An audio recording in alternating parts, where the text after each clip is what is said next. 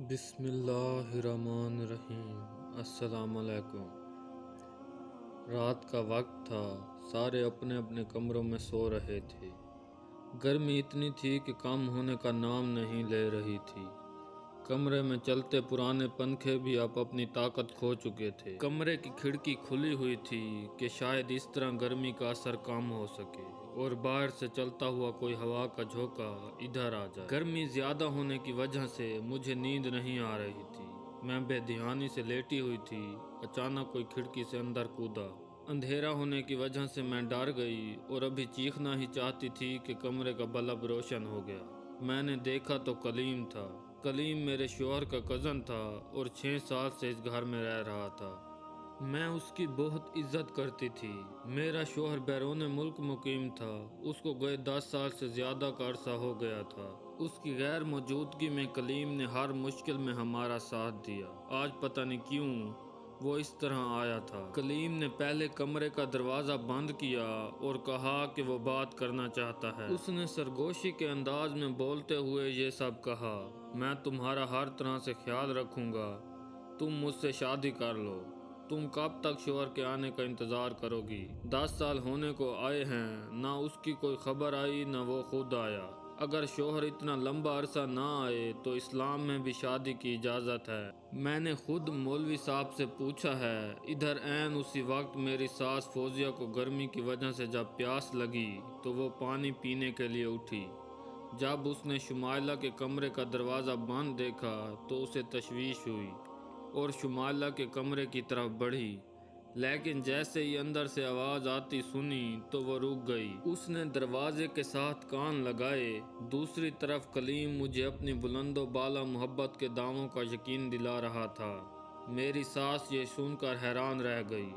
اس نے غصے سے دھکا دے کر دروازہ کھولا اور دھاڑتی ہوئی کمرے میں داخل ہو گئی۔ یہ تو بھلا ہو کلیم کا، وہ اپنے سارے دعوے مجھ سے فاصلے پر کہہ کر دہرا رہا تھا۔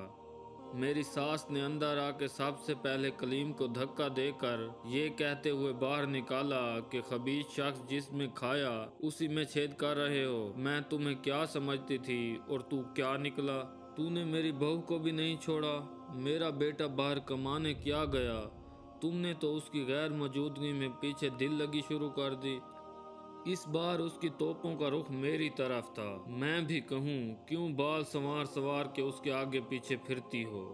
وہ مجھے بھی خوب گالیاں اور تانے دیتے ہوئے وہاں سے چلی گئی۔ کلیم کو گھر سے نکال کر میری ساس نے باہر کا کوارٹر بند کر دیا اور میں چپ چاپ اپنے کمرے میں بیٹھی اپنی قسمت کو کوستی رہی کہ آخر میرا کیا قصور؟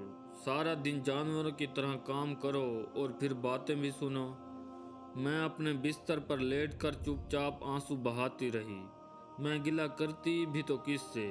میرا نہ تو کوئی آگے تھا نہ ہی پیچھے۔ میں سوچتی کاش میں بھی اپنے ماں باپ کے ساتھ اسی حادثے میں مر گئی ہوتی جس میں وہ مجھ سے چھن گئے تھے۔ کم از کم مجھے اس طرح کی زندگی تو نہ گزارنی پڑتی۔ میرا شوہر اکلوتا بیٹا تھا، اس کی صرف ایک بہن تھی اور اس کی منگنی ہو چکی تھی۔ کچھ سال بعد اس کی شادی تھی۔ اس واقعے کے بعد میری ساس نے مجھ پر کڑی نظر رکھی تھی کہ میں کہیں بھاگ نہ جاؤں، بلکہ قیدیوں کی طرح میرے ساتھ چپک کے رہتی۔ ایک دن جب میری ساس اور نند دروازے کو باہر سے تالا لگا کے گاؤں میں کسی کے گھر گئی تھی، کلیم دیوار پھلانگ کر میرے گھر آ گیا۔ میں نے اس کو سمجھایا کہ کیوں تم مجھے بھی گھر سے نکلواؤ گے، میری یہ رہی صحیح عزت باقی رہنے دو، لیکن وہ تو محبت کی پینگ بڑے زوروں سے جھول رہا تھا۔ اب مجھے اس کے یہ دعوے اچھے لگنے لگے تھے۔ میں نے بھی غور نہیں کیا اور برآمدے میں کھڑے ہو کر اس کی باتیں سننے لگی۔ وقت گزرنے کا پتہ ہی نہیں چلا اور باہر سے تالا کھل گیا۔ میری ساس جلدی گھر واپس آ گئی۔ کلیم نے گھبرا کے گھر کی دیوار پھلانگی اور باہر چلا گیا، لیکن میری ساس نے کلیم کو گھر سے جاتے ہوئے دیکھ لیا تھا۔ وہ تو ہاتھ سے جا چکا تھا۔ میری ساس نے مجھے مارنا شروع کر دیا اور کہا کہ اپنے یار کو تم نے پھر بلا لیا۔ رہ نہیں سکتی تھی نہ اس سے ملاقات کیے بنا۔ آج میں اپنے بیٹے کو شکایت کرتی ہوں، اپنی بیوی کو سنبھالو یا پھر اسے طلاق دے دو۔ میں نے اس کی منت سماجت کرنا شروع کر دی کہ میرے شوہر کو نہ بتانا، میں دوبارہ کبھی کلیم سے نہیں ملوں گی۔ وہ اندر تک مجھے مارتی ہوئی لے آئی، دروازہ باہر سے بند کر دیا۔ صبح کا مجھے بند کیا اور رات کے 9 بج گئے تھے۔ بھوک پیاس سے میرا برا حال تھا۔ 2-4 بار آوازیں بھی دیں لیکن باہر سے کوئی جواب نہیں آیا۔ قریب آدھی رات کو میری نند نے چپکے سے میرا دروازہ کھولا اور مجھے کھانا لا کے دیا۔ اگلے دن میری ساس نے 1000 باتیں بتا کے اور دلیلیں دے کر مجھے کمرے سے نکالا، لیکن اب کا رویہ میرے ساتھ اور خراب ہو گیا تھا۔ کبھی کبھی تو مجھے لگتا تھا کہ کلیم بالکل ٹھیک کہتا ہے، مجھے اب یہاں سے نکل جانا چاہیے، لیکن پھر میں یہ سوچتی کہ اگر میرا شوہر آ گیا تو میں اسے کیا جواب دوں گی۔ یہ سوچتے سوچتے میری آنکھ نہ جانے کب لگ گئی۔ کلیم نے اپنے جاننے والوں سے میرے شوہر کے کام کے بارے میں اور اس کی مصروفیات کے بارے میں معلومات لینا چاہی، لیکن کسی کو بھی کچھ معلوم نہ ہو سکا۔ اس طرح وہ کوشش بیکار ثابت ہوئی۔ میں نے تنگ آ کر اپنی ساس کو ایک دن کہا، آخر ایسی بھی کیا ملازمت کہ وہ رابطہ ہی نہ کر سکے؟ اس نے پہلے سے بنی بنائی دلیلیں دینا شروع کر دیں۔ وہ مجھ سے کہنے لگی 100 کام ہوتے ہیں، اسے وقت نہ ملا ہوگا۔ 3 ماہ پہلے مجھے اس کا خط آیا تھا، میں تمہیں بتانا بھول گئی۔ اس نے کہا تھا میں جلدی آنے کی کوشش کروں گا، میں اس کی باتوں میں نہیں آئی۔ مجھے اس بار اس کی باتوں پر یقین نہیں آیا۔ میں نے دل میں سوچا میں اپنی مرضی سے جی کر دکھاؤں گی۔ کافی دن سے سوچ بچار کے بعد میں نے کلیم کے ساتھ بھاگنے کا منصوبہ بنا لیا۔ کپاس پک چکی تھی، اس کے پھول توڑنے کا وقت آ گیا تھا۔ ہر سال میں اور میری نند اس کام کے لیے کھیتوں میں جاتے۔ اس سال بھی میں اور میری نند کھیتوں میں جانا شروع ہو گئے، لیکن اس بار میں بھاگنے کے سارے امکانات تیار کر رہی تھی۔ حالانکہ مجھے بھاگنا تو کلیم کے ساتھ تھا، لیکن میں اپنے طور پر سب متبادل راستوں پر نظر رکھ رہی تھی۔ میں سارے راستے دیکھتی رہی کہ میں بھاگ کر کہاں سے نکلوں گی۔ ابھی میں یہ منصوبہ بنا ہی رہی تھی کہ نہر کے بند ٹوٹنے سے سیلاب کا خطرہ سروں پر منڈلانے لگا۔ مجھے اپنے سارے خواب چکنا چور ہوتے نظر آنے لگے۔ جب اماں نے کہا کہ اپنا ضروری سامان سمیٹ لو، ہم کل ہی یہاں سے نکل جائیں گے اور میری دور کی خالہ کے گاؤں میں جا کے رہیں گے جب تک خطرہ ٹل نہیں جاتا، میں کیا کرتی؟ میں نے ٹوٹے ہوئے دل کے ساتھ سامان سمیٹنا شروع کر دیا۔ اگلے ہی دن صبح ہم بس میں سوار ہو گئے۔ جیسے ہی ہم بس میں اترے تو میری نظر ایک شخص پر پڑی۔ لمحے بھر کو میری نظروں نے یقین نہیں کیا وہ مجھے اپنا خاوند لگا تھا۔ میں اپنی ساس اور اپنی نند کو بتانے کے لیے جیسے ہی مڑی، وہ شخص وہاں سے جا چکا تھا۔ میں نے اپنی ساس کو بتایا کہ میں نے اپنے شوہر کو دیکھا ہے۔ اماں نے بات سنی انسنی کرتے ہوئے کہا کہ تمہیں غلط فہمی ہوئی ہے، وہ یہاں کہاں آئے گا۔ وہ یہ کہہ کر آگے بڑھ گئیں۔ میں بھی اس کے پیچھے بے دھیانی سے سوچتے ہوئے چل دی کہ ممکن ہے دیکھنے میں مماثلت ہو۔ اپنی ساس کی خالہ کے گھر پر ہم 15 دن رہے۔ جیسے ہی سیلاب کا خطرہ ٹلا، ہم دوبارہ اپنے گھر چلے گئے۔ پیچھے شاید کلیم آیا، لیکن تالا دیکھ کر وہ دوبارہ چلا گیا ہوگا۔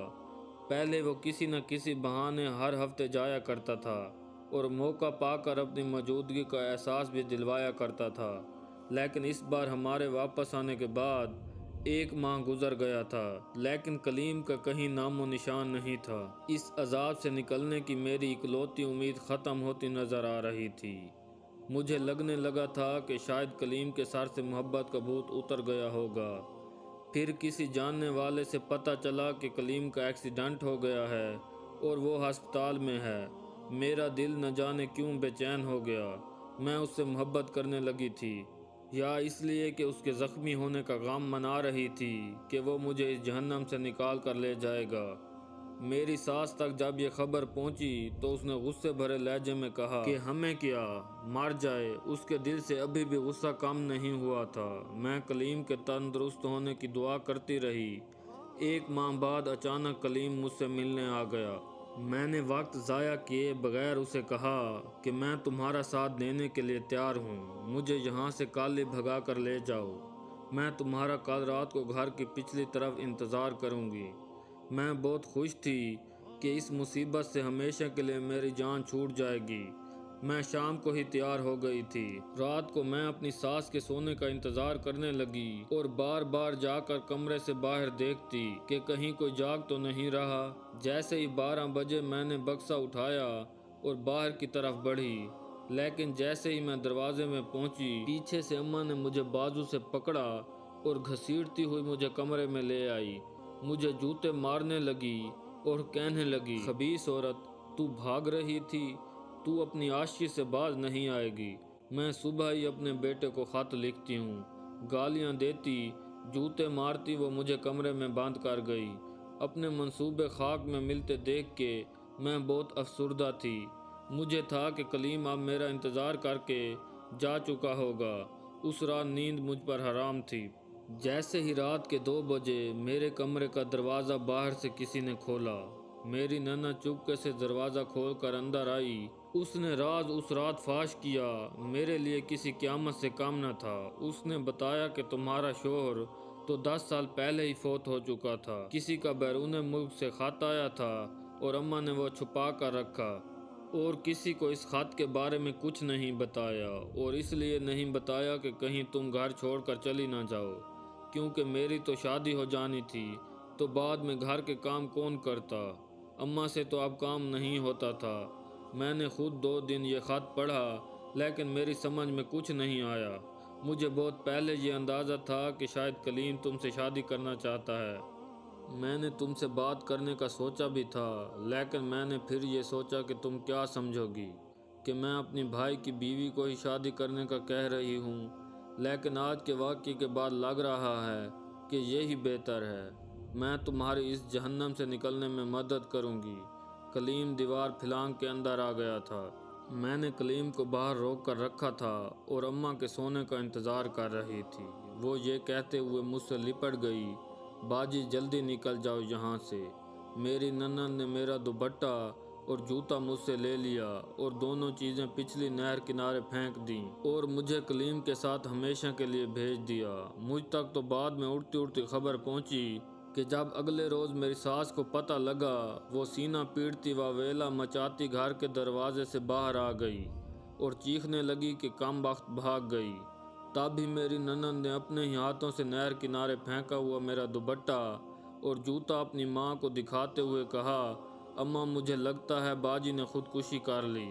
وہ اب انجان سے پچھتاوے میں وہیں بیٹھ کر رونے لگی کہ کاش میں اسے نہ مارتی اور نہ اسے کمرے میں قید کرتی۔ میں اسے پیار سے سمجھا دیتی، شاید وہ میری بات سمجھ لیتی۔ میری ننند نے ساس کو حوصلہ دیا اور کہا، اماں اللہ کو جو منظور تھا، میرے مرنے کا افسوس کہاں ہونا تھا؟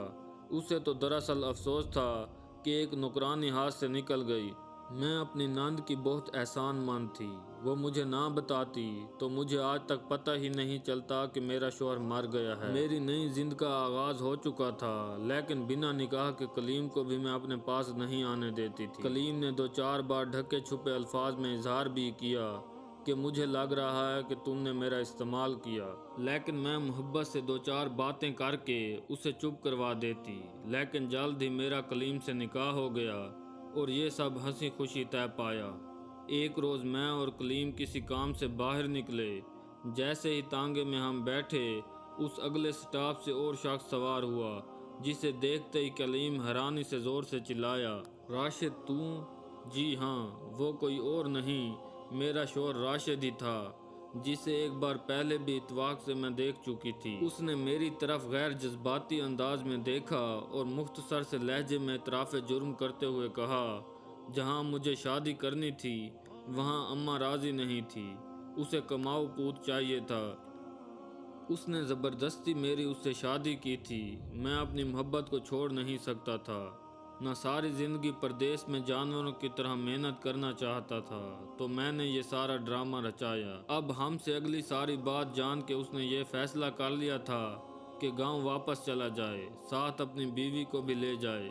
اسی روز اس نے مجھے باقاعدہ طلاق دے دی اور کلیم کے ساتھ نکاح میں گواہ بن کے میرے ساتھ بیٹھ گیا۔ اس واقعے کو مہینوں بیت چکے ہیں اور میں اب کلیم کے ساتھ اپنی زندگی میں انتہائی خوش ہوں۔